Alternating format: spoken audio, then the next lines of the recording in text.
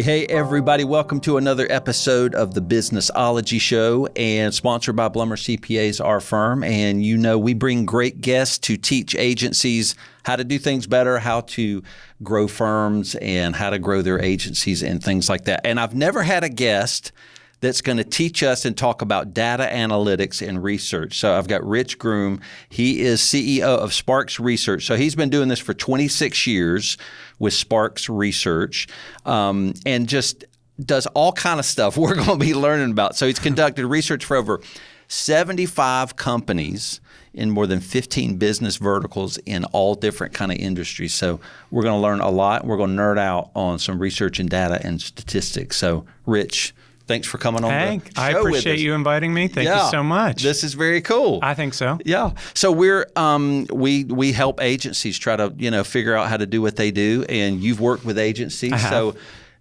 clients hire them to figure out markets sometimes. So I guess just overall, what are some benefits of research, data, analytics?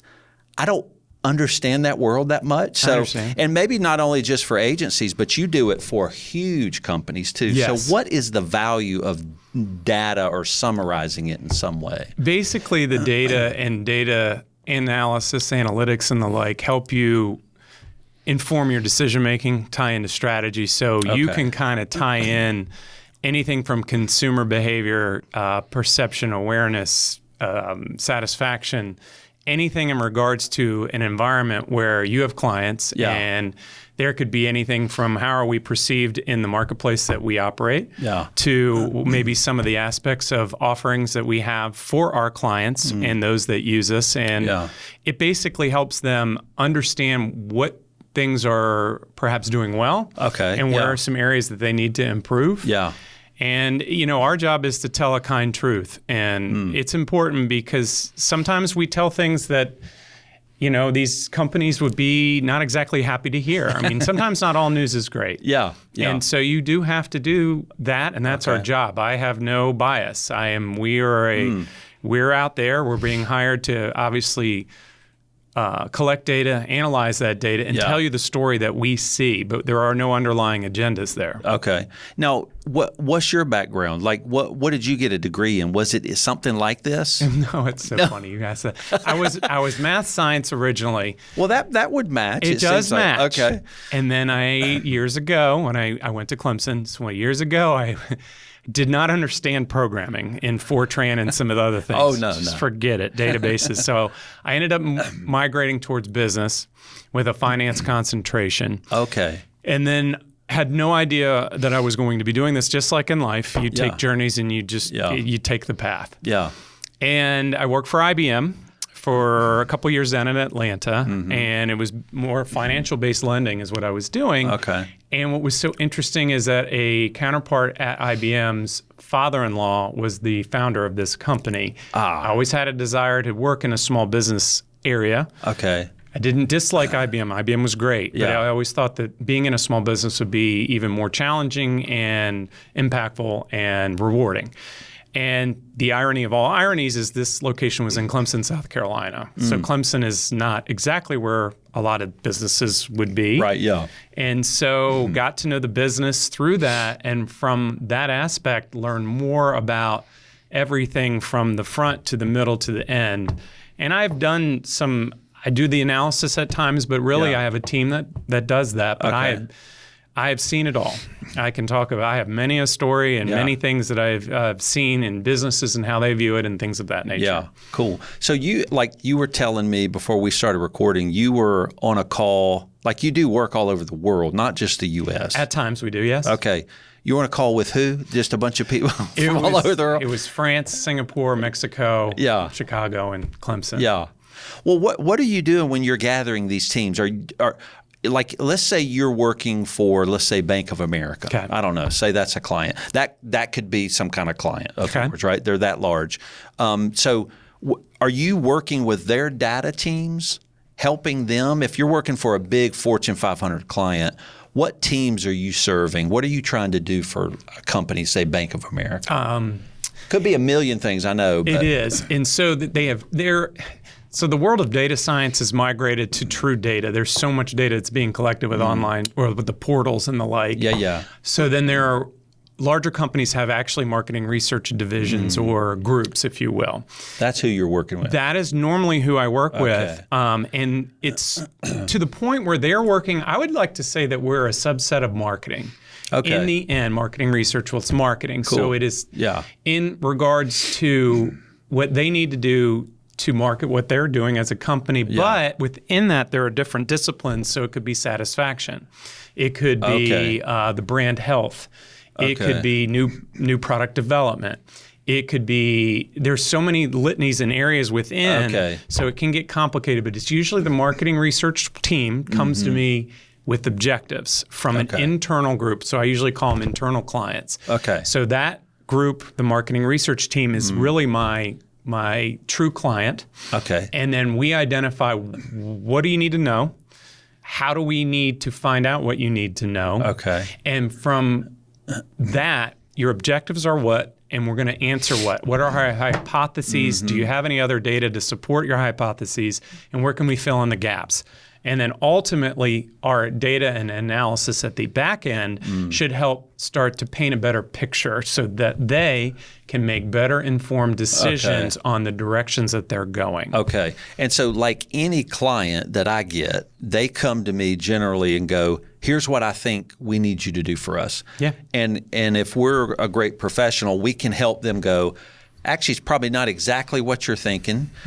It's probably going to be a little more in this direction to actually achieve what you're trying to do. And is that the same for you? 100%. Like, I would imagine most, maybe marketing research departments know more about how they could leverage Spark's research. But I imagine some would come and go, here's what I want you to do. And you're like, that's not what and you have to educate? Is that what you normally do? There are times. That's a great question because not all situations are the same, and we don't really productize every single thing that we do. We're customized. So basically every initiative that comes to us could actually be very unique. And then some instances they'll come to us and say, we need to do this. Here are the groups we need to survey. And here's the data that we need to understand. Boom, done. You're not going to massage it any which way.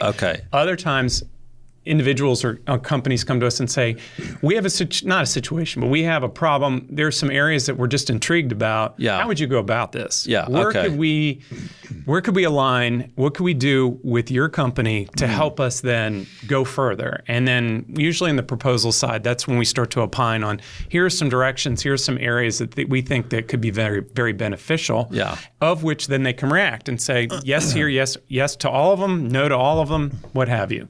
So it fits the mold. We've had instances where companies have come to us and we want to do this, and we're like, I wouldn't do that. I would do this. And here's why I would do that. And it's from our experience. Our company's been in business since 1971, which obviously predates me. But a lot of our team members have been with the company 20 years. So we do have some tenure. And with the different verticals we work in, we see other initiatives and other needs that they have that can align with certain types of other industries so that you can pull from those experiences. Like, do you get work you've never done before and you're like, but I know how to solve that? At times. There have been instances where like in a business sense, I would never feel comfortable enough going down a rabbit hole or a situation where I don't have confidence that in the end our solution will match expectations. It's terribly important. Now, if there are areas that I have not done something, but I have the capability to learn, because everyone learns. My world is data collection. So you do that really well.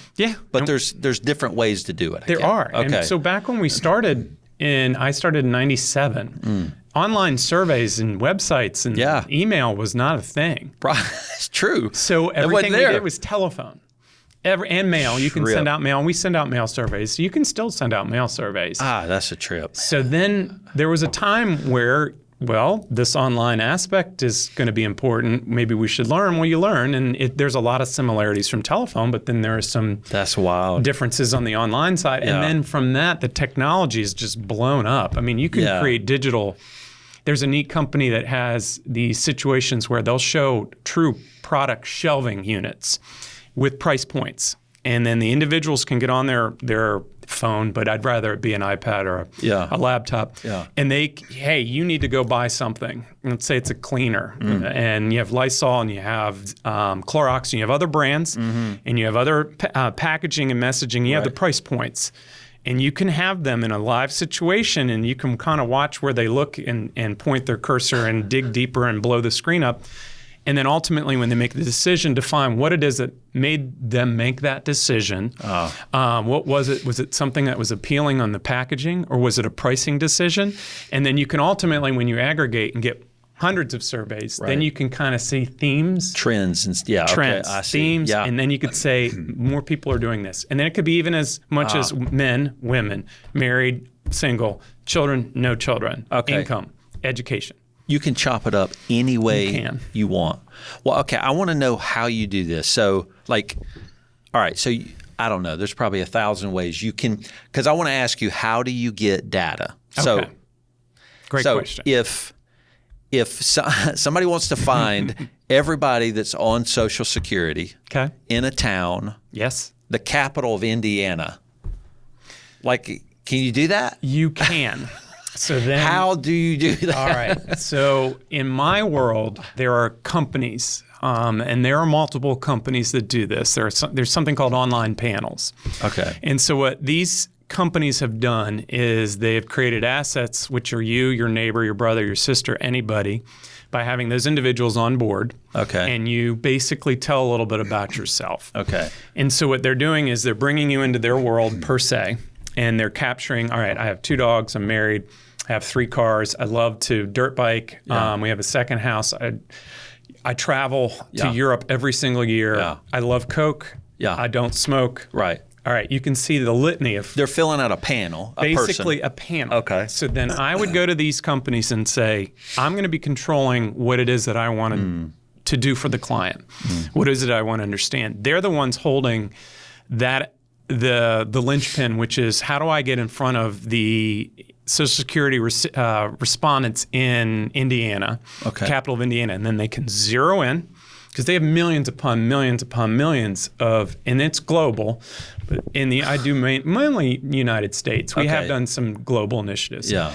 And they will zero in. Now it's about the world we live in is they can't get in to every single person because you have to be onboarded into their panel environment. And they're actively trying to bring in people all the time. Okay, that's their job. The panel is to fill the panel up with a bunch of people. So if you came to me... Demographics. Yes. Okay. And then I can profile that. I can manage it. If I want to get half over the age of 55, half... Well, in this case, it would be over the age of 65. Yeah. I could then look to see the feasibility for a Blue Cross Blue Shield of Kansas. We just did this. They needed for the entire state of Kansas to understand what there's a product called Medigap Insurance. So it helps you with Medicare. And they wanted to do a pricing elasticity study. So they have multiple products that would be sold to this group of individuals. So we had to work with a panel company to identify the state of Kansas, then find individuals that meet that threshold, the decision makers, a certain age. Whether or not they're working or not, it doesn't really matter. And then from there, we utilize their capabilities to say, hey, what is feasible? So my job and what my clients trust us to do is to define what is possible to where if they could do, let's just be silly, and they could get 40,000 surveys completed, well, that costs money. I wouldn't go to my client and say, let's do 40,000 surveys for $1 million. So in statistics, anywhere from 400, 500 surveys, that's my sweet spot. And therefore, I want to see what they can do. And sometimes you get into these, incidents is the word I'm looking for here. If the world is too small for their environment, I might not have a solution. Okay. So that's an important piece of the puzzle. Is everyone, you can have the greatest, most important needs, objectives. These are what we need to uncover. The linchpin or the Achilles heel all the time is who are we surveying, and are they available to find them in the universe that we're operating in? Okay. And you normally, if you run into a wall where you're like, I don't think I can get a sample, you go a different direction? You can then define, is it okay if we start to blow out our geography? How about that? Okay. Where you can expand it, because then are you saying that individuals in Kansas would react differently than those in Iowa? Now, would people in New York City react differently than those in Kansas? Possibly. Yes. Okay. So you can then, it's nearest neighbors. So what you can do is start to expand a little bit with the understanding. It's all about setting expectations. With the understanding with the client. With the client. Okay. I know you want to go here. It's not feasible. I mean, there's a couple of companies we would look to. And if I'm running into dead ends, then working with them to say, hey, how can I expand it? Here's our objectives. Yeah. They have a vested interest in it too. They want to see us succeed. Okay, right. And you define your objectives, and then they're like, hey, why don't we could expand this a little bit to maybe we wouldn't do it national, but maybe it's a centralized part of the United States. Yeah, okay. And then you kind of have concessions if those scenarios come into play. Okay. But a lot of times, we do a lot of customer-based data collection for companies that actually have in their database their members or their customers, and we can then communicate and or survey them on behalf of that business. Oh, okay. So I have two. That's how my world really kind of breaks into a tree logic. Is I have kind of like the expanses, if you will, where anybody could be in play. But then I also have customers on the other side where I need to ask specific questions about their interaction with a digital, a portal that they needed to get information about, explanation of benefits or their checking account or whatever. I see. Okay, I didn't think about that. I'm thinking most of the time you're getting outside demographic data, but a large Fortune 500 company, you can say, do you have customer databases? That's right. Well, and that's probably a better database, right? It can be. It's definitely, in some regards, more actionable. Depends upon where we're going. Okay. Satisfaction, loyalty, usage, understanding more about their day-to-day behaviors with those products that are supplied, sentiment towards the brand, opinions. Maybe it's competition. Who else are they seeing? Okay, yeah. So when we do brand health, which is who do you think of in the marketplace that offers X, Y, and Z, then that's when I would go to a panel environment, and it's basically what we call a blind study. Because it's more objective. Yes, it is, and it's defining more of a bigger picture about who do you think of. That's a trip. It is. I'm learning. Yeah, that's all good. No, this is cool. So and it's one thing you said, if you're getting, because I guess this is probably a duh statement, but if you're getting data on something for somebody, it's about humans and their behavior. Sure. I didn't even think about that, but that's what you're doing. Somebody wants to learn, if I sell this to people, will these kind of people buy it? So you're always trying to figure out the demographics or habits of people. So you said if you can't get what you want in Iowa, you would go to Kansas because you're trying to get a more similar geography. You can't pop to New York and just get stuff because that group of people is different than And then there are people in sometimes Iowa. that national, we did a study for a company that was doing, have you seen the buy now, pay later? Yeah. So they were creating. Totally. Yeah. And it's becoming inundated. Now, credit card companies are like, you make a $500 purchase somewhere. They're like, hey, you can break this out over time if you want. Yeah. Oh, I see that all the time. So they had an interesting business model when they were going towards businesses such as auto mechanics, dentists, pet, veterinarian, and then cosmetic surgery type situations where individuals are going in more times than not with an unexpected decision to spend money that they weren't budgeting for. Right. And all of a sudden, we've been there. You ever go in and you need new tires, and now it's $1,200, $1,500. Right. So then imagine if and this was part of their value proposition, they were selling to the businesses to say, if we had this system where using a QR code, you use your phone, within 5 minutes or less, you can get approved to make that purchase, which then that business owner completes the purchase, because you can have the consumers like, hey, I can't do that today. Right. I'm going to push it off. Well, then that's revenue loss. Right. So if now you give them a avenue to actually complete that and then say, hey, customer, interest-free 4 months, you could divide that $1,200 into $300 a month for 4 months. Yeah. And they're like, I'll do that. Yeah. And the reaction was very positive. So it was like a proof of concept in a situation that was very specific. That was very beneficial to them. But you're looking at behaviors. I mean, we all were around when COVID, God forbid, when that all happened. Yeah. For a very large company that deals with mobility, they wanted to understand behaviors about what you're doing in your day-to-day life because things seized up. Oh, yeah. Everybody stopped doing whatever they were doing. And so it had to do with mobility as in driving. And as you know, I mean, I remember seeing, remember the news articles and the news was reporting in like LA, the smog disappeared because no one was driving. Oh, I don't remember that. They had pictures and no one was driving. Yeah. You know, there was a hot 3 months there that it was kind of freaky and people were staying at home. It was freaky. It really was. And so this brand was very interested in what consumers were now thinking about mobility. So there's something in my world called geofencing where it's very applicable to brick and mortar locations. Okay. Where I can actually, throughout the country, you can draw literally a geofence around a location. And so when individuals pop through it using their smartphone, I know you're there. Don't worry, it's not Big Brother. Yeah, because I'm like, you're freaking me out, Rich. No, I get that. You're tracking me, man. Remember how I talked about online panels? You would opt into this. So Okay. and basically, when you do panels, and when you do this type of panel, you know about it. You know about it, so you trust it, but you also get incentivized. $3, $5, $8, and it could be Starbucks money. You build up over time, you cash out. It could be Amazon. Okay. So you're like, why wouldn't I do that take a survey if I go to that store? That's right. Yeah. So then the geofence was really interesting in that we did it around, the hypothesis was how are we going to capture people in a driving situation? Gas stations. Nice. So we did gas stations all across the country, and then through this, the technology just advanced. So there's something in my world, qualitative data is verbal or typed, or it is more statements. It's like, how do you feel about this? Oh, I loved it, and here's why, and this person was so great. Somebody else wrote it to qualitative. You. Okay, yeah. And you can still put that in buckets to say, here are the themes. Yeah. It's nice, though, that you can actually see a true voice of the customer. Instead of seeing 62.8%, you actually see some colorful commentary. Trending, voices. So the technology, since everyone turns their phone to themselves, and now they FaceTime and then the TikToks and whatever. Yeah. You would have people in the moment then not driving because the technology will shut down. You would have people in the moment look to the camera when you would ask them to talk. When people talk, and they talk longer. When you type, it's shorter. Okay. It's more work. But when you're talking, you start going, well, anyways, we put together through that, it's kind of like the production that we're doing here. That's crazy. A digital reel within the PowerPoint deck that actually had this qualitative feedback, and people were driving.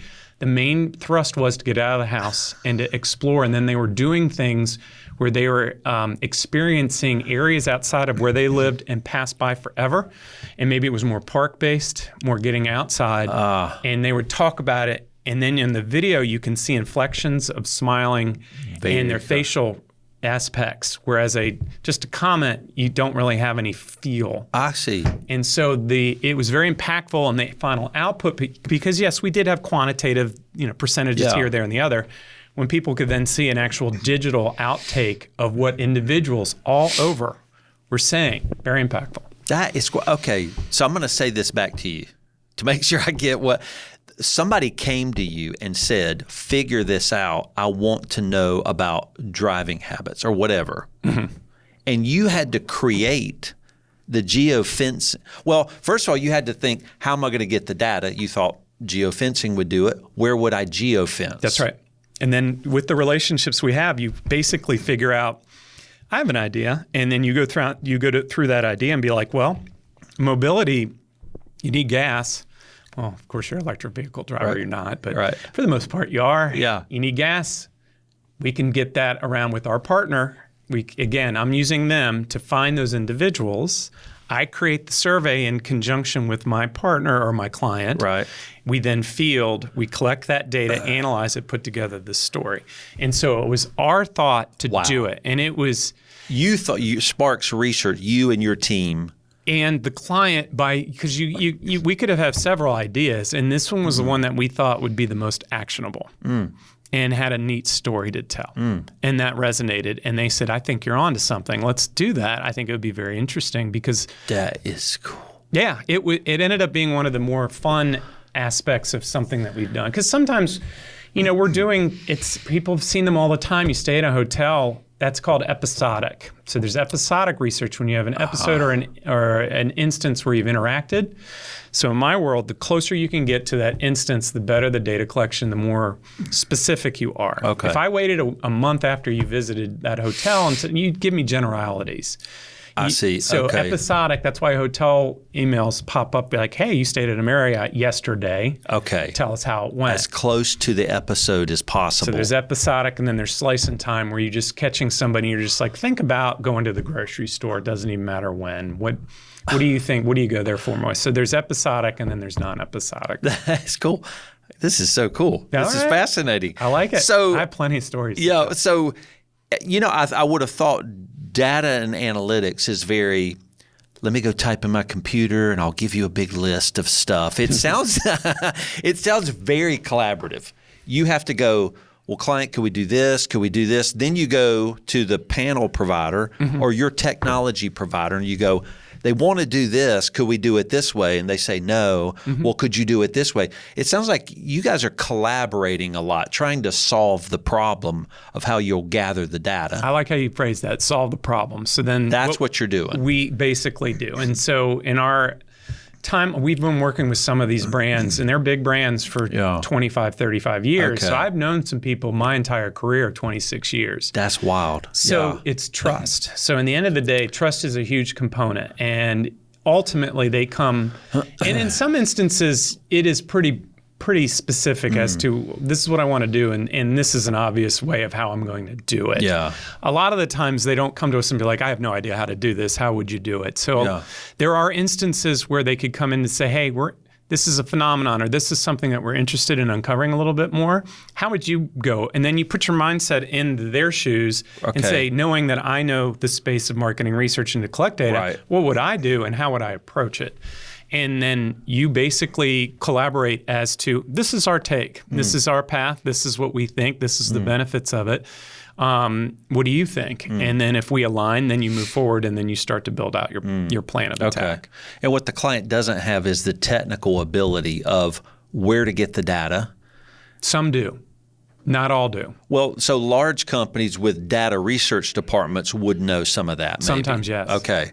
And I'm giving you vague answers, but for the most part, that's when they would come to us, or anyone that looks like us, then they do that. But the days and times are changing and morphing and moving in different directions, and a lot of large corporations are pulling in some of these capabilities in-house. So they can do them their own themselves. They can act like their own little mini true marketing research company inside the walls of where they operate. Okay. But it's hard to run that kind of business. It's pretty technical. So it is. They've got to really have some money to pull whole departments in. I would think so. There's obviously the bandwidth, and then there's the overhead of having those individuals, and then you got to have the continual need. Yeah. There are times when obviously doing it in-house makes sense.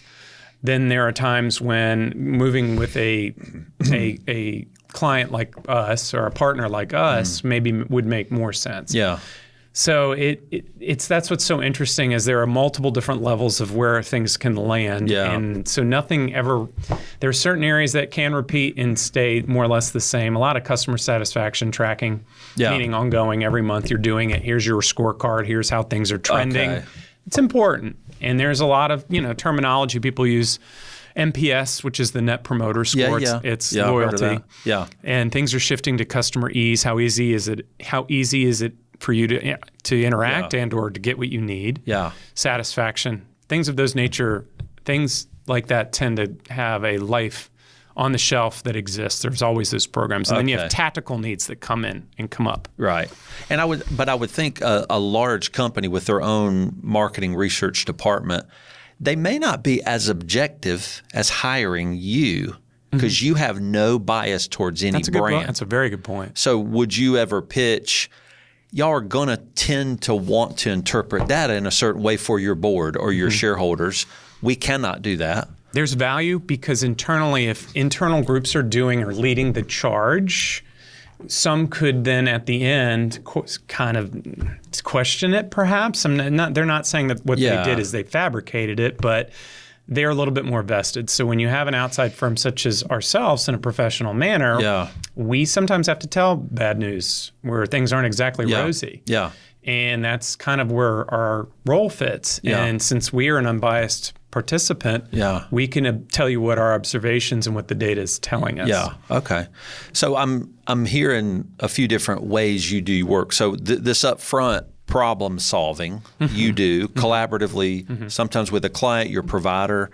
Then it comes internal to Sparks Research, and there's a technical part. You said, I'll design the surveys. Yes. That's the real technical stuff. There are. Because that can be a million different things. Survey scaling, there's different types of ways that you can situate situation in a water, like a waterfall effect. Yeah. Where all this, and then there's something called A/B testing where you can actually. I've heard of that. That's a pretty broad marketing term. You can test versus control. Yeah. There is definite development on the front end with your capabilities and our know-how in order to do that. A lot of these teams can still probably do that too, and they're familiar with it. It's not like you're putting out things that are just shocking to them. Yeah. For the most part, a lot of those hold true to this day, and they have for a long time. But that technical work is a data scientist type on the role. back end, 100%. Okay, so not just everybody can do that. You have data scientists on your team. Yes.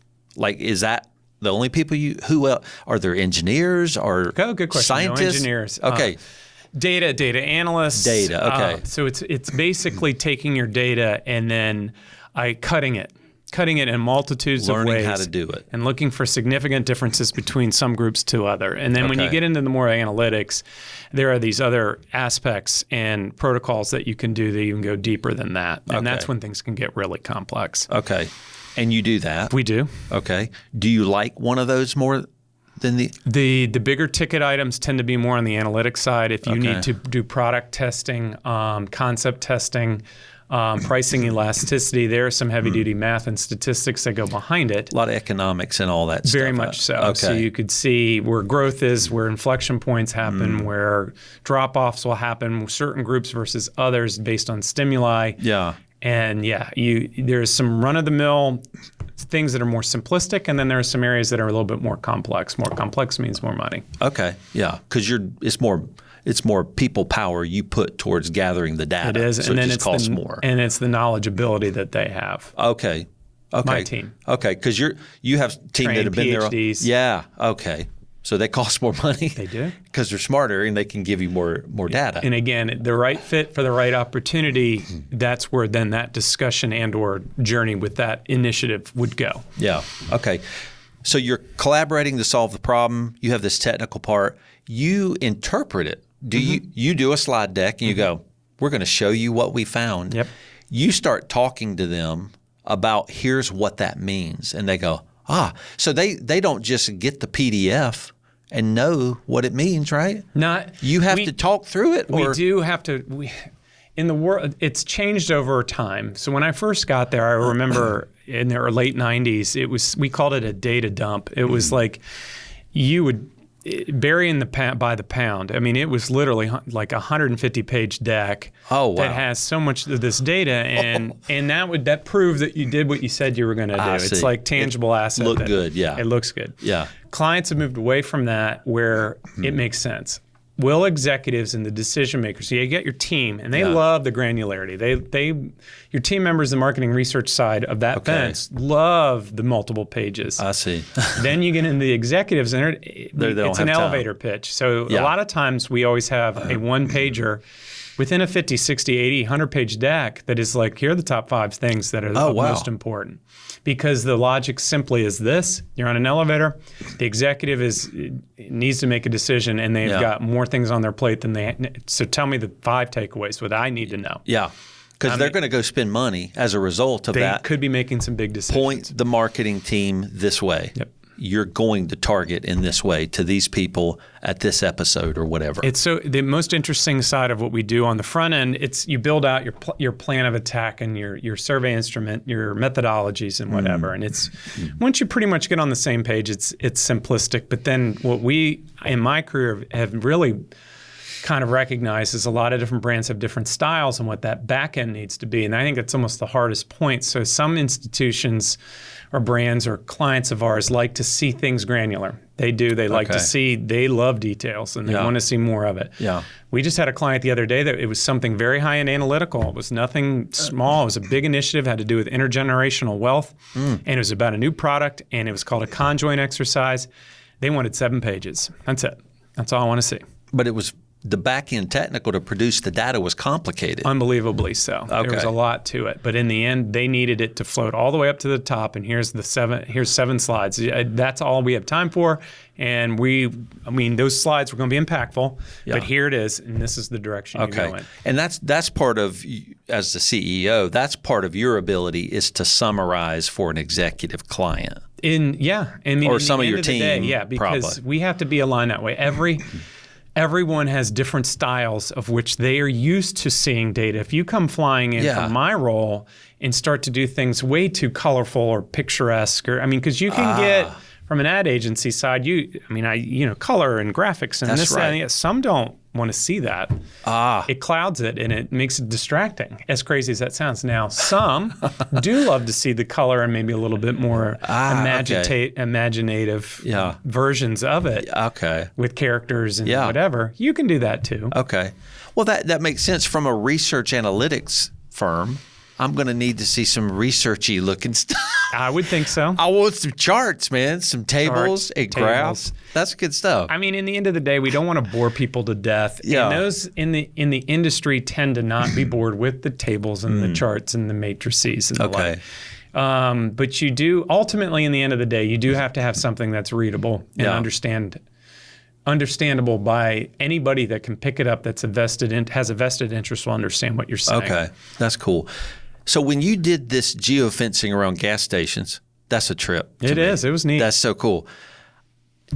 How did you know what I could do? I could make a phone, look at the person and they talk. Like, do you have a freaking spreadsheet of all the stuff you could use? Or did you have to go hunt that down and you went, this now exists. I'm going to use that in this situation. It's a great question. The tools I want to know, how do you know they exist and where you find them? I think a lot of people can reflect on this. It's really industry-based conferences, I would say, talking to people in the industry that have used something. Yeah. All right. Or seeing some sort of collateral that's come across, reading some of the publications that are out there that I can actually read to see what new software is available. I see. That makes sense. There's something called focus groups. That's qualitative. It's the famous two-way mirror or one-way mirror, really. You have individuals talking, they're being videoed. You have a moderator talking through all these types of questions and they drill down and everyone talks and you capture your data. In an online sense, there's a neat company out of New York that I met at a conference a couple of years ago, and that they were combining that capability, but in an online digital sense where it had quantitative measures. So what that means is qualitatively, you're asking really these open-ended questions. Why do you feel that? Where would you go if you ever had this need? And why would you go that way that you would? So all these open-ended things. Okay. Well, in a digital environment, on their platform, they allow 200, 300, 400 people. Focus groups tend to be 6 to 10 people. Okay. Now you can have 200, 300, 400 people. That's way better data. In this regard, it can be, yes. There's some great opportunities where a focus group really still makes all the sense in the world. Okay. And so let's say you do want to have a little bit more of a quantitative bite to it. You wanted to have some reliability. Reduce variability is really okay. So then the system, what it allows is through AI capabilities, it's capturing all of the commentary. It's not video, all right? So they're typing in. Okay. The participants are typing. And so these questions pop up and they're like 90 seconds long and you respond, but hundreds of people are responding. So the moderator's watching and then they can pivot if something starts to populate because AI is codifying what they're saying and on a heat map showing that there's more sentiment or anger. And then you can all of a sudden, maybe you have 2 or 3 versions of like, if it goes in an anger path, we're going to drill here. If it goes in a satisfied That's a trip. path, it is. And so what it does is it allows quantity. So now you have hundreds of respondents reacting to something live, capturing that data, and now getting them to react and providing you that data back. That ultimately is a better research instrument that's reactive. Okay. Because it's reactive, meaning it's never going to be the same. It depends on what the whole group is feeling and doing. So all 200 people are typing in, and AI is moving their questions around the group is doing it, or just by one person? It'll show you start to perhaps point to a direction where that individual is still in charge. It's not machine based where everything is just you sit back and watch. Okay. There's still someone at controls steering the ship. Okay. So imagine it, you get into a scenario where you ask more or less overall objective type questions, and in your mind, hypotheses could be, if it's this way, we're going deeper here. If it's that way, I'm going deeper here. So now all of a sudden, based on the responses, you can actually take the questioning down those paths and dig deeper. God, puppet master. I know. It's so cool. I love it. It's pretty neat. Well, and so it makes sense. So in our profession, the accounting profession, technology's blown up in the past, 5 years. When the cloud came, the accountants were scared of the cloud. Some still are. the older group, they're like, no way, I need paper. But now technology is blowing up. It is. So what we as accounting firm owners have to deal with is, I can't use another product, or that product can't be marginally much better than the workflow product already used. So is that happening? It sounds like that's happening in your profession. There are tons of tools being developed, and you're meeting these people at conferences. And again, through conferences, even just generalized discussion with clients, just being in the industry and knowing, and then going to conferences and seeing and introducing yourself and learning more about what it is that they're doing. Mobile phones, there's now new ways to do things with mobile phones that are a lot quicker to respond, in a very similar vein as what I was saying earlier. Like the episodic responses, in the moment. And so what I need to do is the more tools that are out there and what the value of their capabilities are, and because everything comes with a cost. Right. So then I need to kind of overlay that. Right. Where the value proposition is, what problems will that solve for me?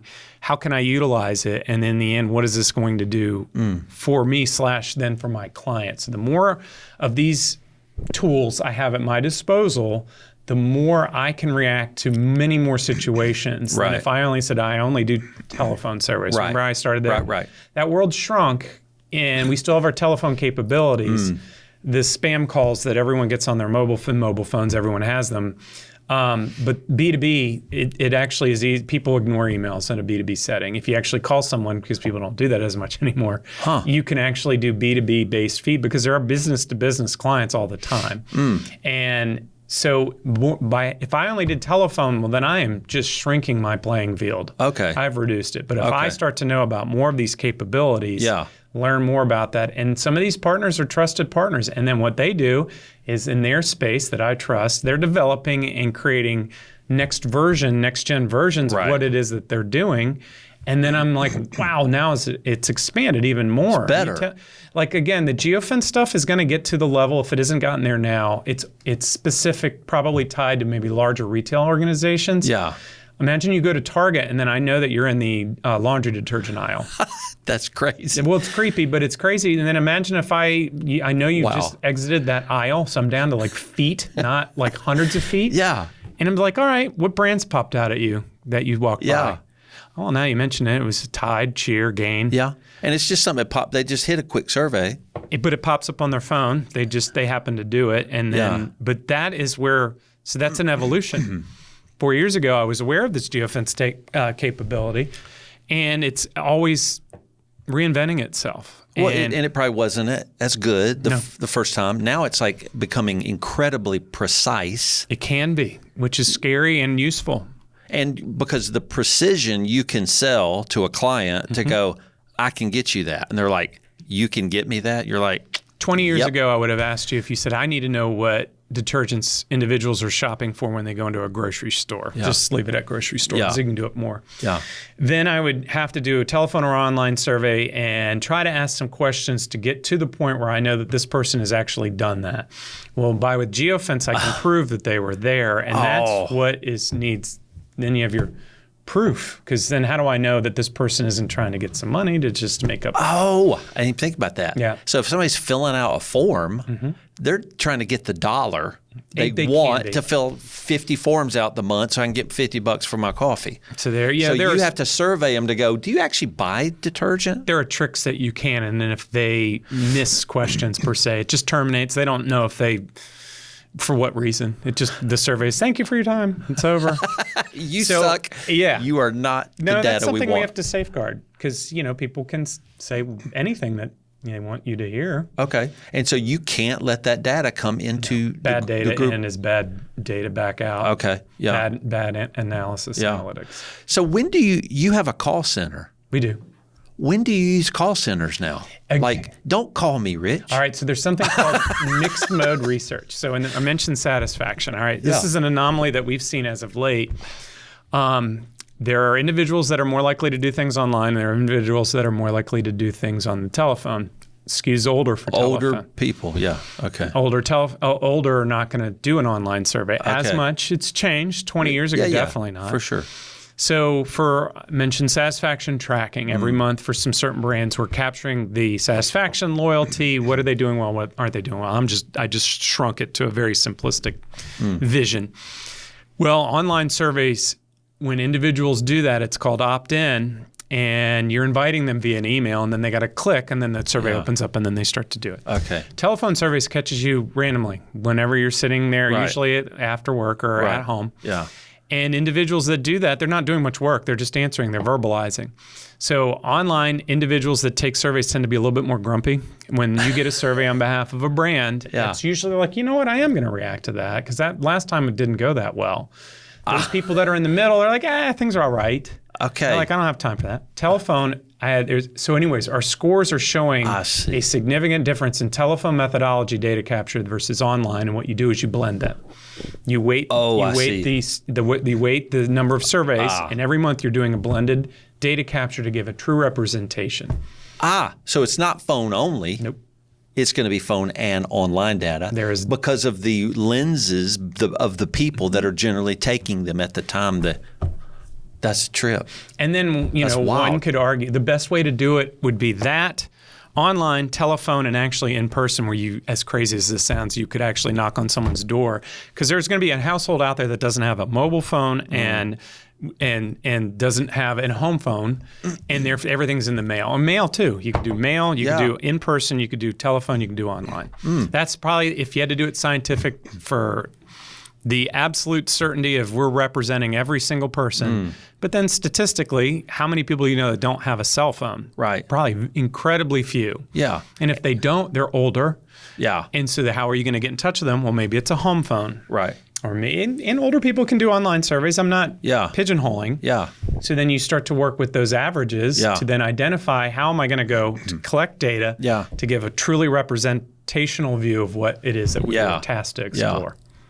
But the cost to your client sometimes is prohibitive of the strength of the data. Like what I'm saying is, you could really do it all for every client, but that's cost prohibitive. Correct. And you could say the data is best if we do everything client, correct. But they're like, well, I'm not paying for that.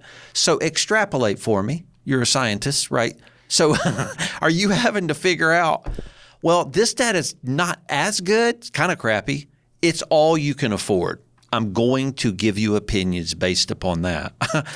You're not using crappy data. I'm not saying that. I understand what you're saying. How do you make the decision about how good do I need to get this data based upon what you're going to pay me? It is tough. Budgets are an important piece of the puzzle. There's an art in the end about marketing research. So there's fees that I obviously as an owner need to cover. Right. And there's profit that I would like to obtain. Right.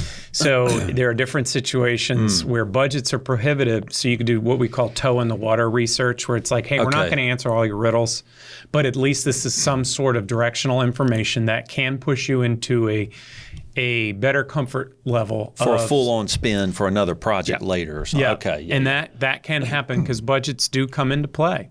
And sometimes budgets are tiny. And there are some times that I said, I cannot do what you would like to do with the budget that you have. Yeah. I wish you nothing but success. So you can't help people sometimes. Sometimes. Yeah. I mean, the tough part is I think when SurveyMonkey became like a big thing, it was cheap. It's like $200, $300, $400. Any company can get it. You could be a florist. Yeah, for sure. Buy SurveyMonkey, do a survey. How happy are you today with our service or whatever? Yeah. They buy it and then they either don't know how to manipulate and or utilize it effectively in an unbiased situation. Right. And then the bandwidth. They'll do it and they play around with it, and then all of a sudden it sits on the shelf and they don't use it again. Okay. And that happens at times. Okay. Yeah. Not the big guys don't really go to the SurveyMonkey. Usually the smaller businesses do. Okay. Yeah. Okay. So I had tons of questions. I didn't ask any of them. Go for it. Well, we're running out of time now because I'm getting long-winded. No, this is stuff. It's so interesting. So for our listeners, I probably need to ask agency questions. Oh gosh, yes. Yeah. So I got to ask some agents. So I'm guessing an agency, probably a larger agency, would have a client come in, probably a larger client, and say, I will help you build a brand, but I got to do some competitive research. That's right. Is that when an agency may use a data research company like yours for competitive analysis? 100%. That's the brand health kind of study. That's when we go into a marketplace as a whole. Okay, so you're looking at true consumers, and it could be an age-based, income-based, product-based, or something like that. Then you could start to define where that brand sits in the spectrum of all other brands, and who are the leader, and who do you trust, and is there when you use more than others as of late, and have you changed your behavior? And so that helps paint a better picture for those ad agencies to then develop where they would like to take the new branding initiatives. Right. Okay. So you're informing them on what the general populace is thinking. Who do they consider the competitors? Yeah. What's important to them in making decisions, what resonates with them. And then you could even do it when it gets to the brand level. You could test certain stimuli on like what's more appealing to you. Yeah. You need to look for an investment opportunity for your 401k or 529 plan. Yeah. Here's a static image here and a static image here. Okay. Here's a commercial. You can do that online. You can play a commercial, non-branded, and then have one maybe that's more factual and maybe one that's more comedic. And see and then again, that can go down into maybe the younger people like the comedic path, and then maybe older people. And so you can help define maybe a brand personas within that. But it's non-branded. So you had to build a commercial that's non-branded? I would never build a commercial. They would have their agency do that. Okay. The agency you would work with the agency to build a non-branded commercial, 2 or 3 versions, so you could use it in your data research. Yes, and have reactions to that. Okay. And the reactions are taken from a survey. People are typing in a survey. Healthcare is an easy one because it doesn't look and feel like anything. It's healthcare. So you can a lot of the healthcare advertising tends to have the brand logo, and then they're talking about skipping through the forest or being healthy or or being energized in your life. Right. Well, if you have that kind of a story with your brand, and then the next one is dealing with hospitals or your children. Yeah. Then you could see which one resonates more, and maybe there's some sort of a mission statement or a tagline or something tied, and then you could test out that based upon do these align. Are these good fits? That's true. So do the agency, an agency hires you. They're not data people. No. So I won't ask that. I was going to say, are they a pain in the butt client? Don't answer that, Rich. So what I'm going to say instead is I would think, how am I going to give data to an agency owner? But probably my question is, how do you present it to them to help them make the best decision for their client? Do they want slide decks? And they do, and they do. Okay, they're data people because they'll get it 100%. Yeah, okay. In the end, when you start to tell and define what it is that we learned in this initiative, they're still going to. It's not like there's no data and it's just like some sort of a long written out. Composition. It's not that. So they'll get the data. They just don't want to. It's like making sausage. They don't want to know how to make it. They want to know what your path is, but they don't really want to know the back end and then what overall protocols or what statistical tools did you use. Yeah. They'll hopefully trust you to make that, to then for us to tell them what is resonating, again, with the population for who your client sells to. Yeah. So they'll get it in the end, 100%. And there will be graphs and there will be charts. Yeah. And it may be something that isn't as colorful, or because the ad agencies are gifted in that sense, and I always love to see what they do. They can make truly data then tell a story in a different way. We just do it in a more direct path. Right. Well, and I guess that's why they're hiring you. They're like, I don't really need you to make the slide pretty. That's right. I need hardcore data. Our deliverables to them is for their eyes, technically only, because in the end, they're going to synthesize it to their overall deck or next steps with their internal client with like, we learned this is what's important, here's where we're going, and here's our solutions to get us there. Okay. What is AI? How is AI? Oh, man. Is that like, listen. It's $1 million question. It's like, because that's blowing up everybody's life. I can't answer that. I even was at Clemson University speaking to a class, talking to the professor there about that last week. And I don't know if people have a true grasp. For higher ed, it's terrifying because it'll write a term paper now for you. Okay. So it's in the phase of kind of freaking people out right now, especially with ChatGPT and then the releases version 4. People are like, wow, this will actually do my job. I worry about it because it is going to evolve. And when it evolves, it's going to be more accurate. So right now, how can I defend by saying how accurate is that in truly understanding? Because it's going to basically create a black box solution where you're not going to actually see some of the more simplistic things. It's going to be like, imagine if you typed into ChatGPT and you said, hey, how many people or what... Are people that buy laundry detergent more interested in larger boxes or smaller boxes? I can't think of anything else. And then it's like 32% buy smaller or pods or 58. And then, where did that number come from? Right. Well, it might have aggregated it from tons of other data, but then how do you know what that was calculated by? I can't answer that. I haven't delved enough into it. I do worry about it because it's here and it's not going away. No. Well, that's So either I can embrace it or I can shun it, and I will, as I learn more. I bet you some of these individuals that we team up, there will be some aspects where all of a sudden it'll come into play, and if I understand the overall aspects of that as an asset, not a liability, then I would probably start to think about implementing. Yeah. Because we're even seeing it with some marketers we know that they are using it for efficiency purposes. Just give me the top 10 tweets out of this article. I mean, I wrote the article, but can you just give me the top 10 tweets? Super accurate, really good tweets, So just making a lot of things more efficient. I think we're all kind of in the stage. Like I think ChatGPT's version 4, they did an announcement and they ended the announcement with it doing taxes for somebody. And we're like, what the crap, man? That's terrifying. Yeah, it was, and it's accurate. So it's like, okay. So, everybody can flip out or you can go, hey, this is coming. But we, as accountants, and maybe y'all are the same, we're like, there's a lot of things you can't replicate from a human, and our ability to create solutions for the human in front of me, and then interpret the data too for them. So I don't know. All right, we're running out of time. So tell me, give me a failure story, like a failure story where the client said, do this. You sent me go, look, you just had to go, dude, I cannot give you that.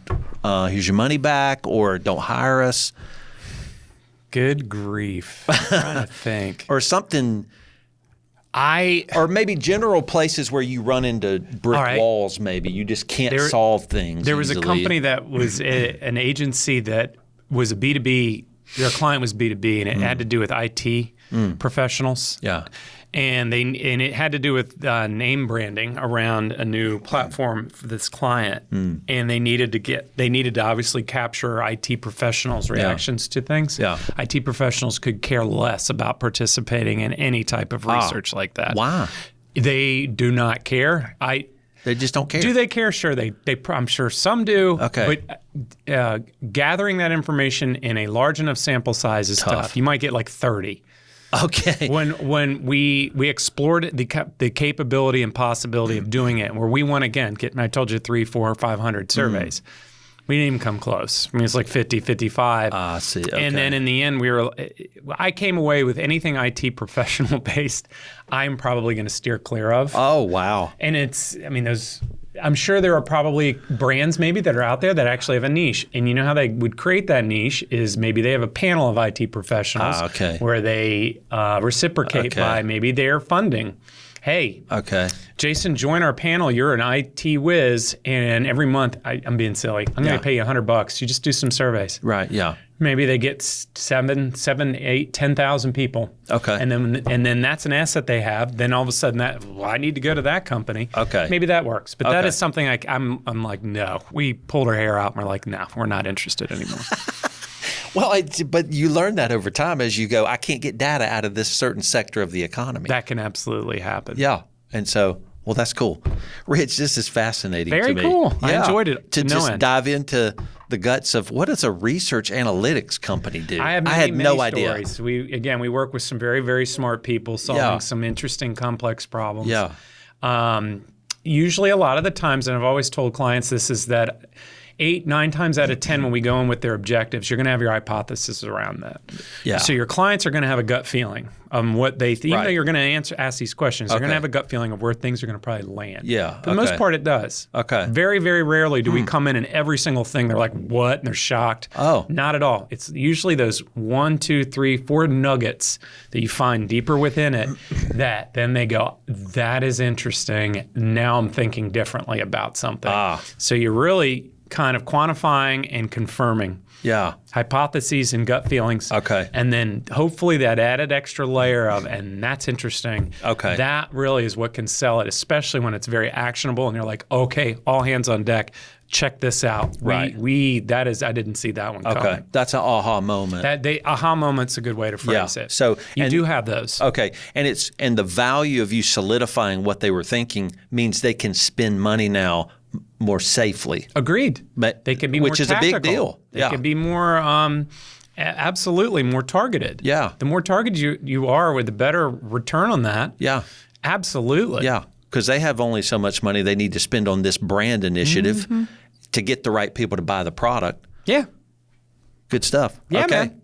Well, how do people find you online? Do you write online? Or I do some. I've done some blogs. My team members do some blogs. It's sparksresearch.com. Sparksresearch.com. Yeah, I've been around for, again, a long time. Yeah. We have some great stories to tell, good people. Yeah. We'd welcome any type of outreach. Yeah. And there are times that we can't help somebody, but we would, it's not like we'd shut the door. Yeah. We would identify possible ideas if you can do it in-house and or other solutions if there are other companies that are maybe better situated. Okay, very cool. So we're happy to do that. Yeah. It's all for the big picture, better. Yeah.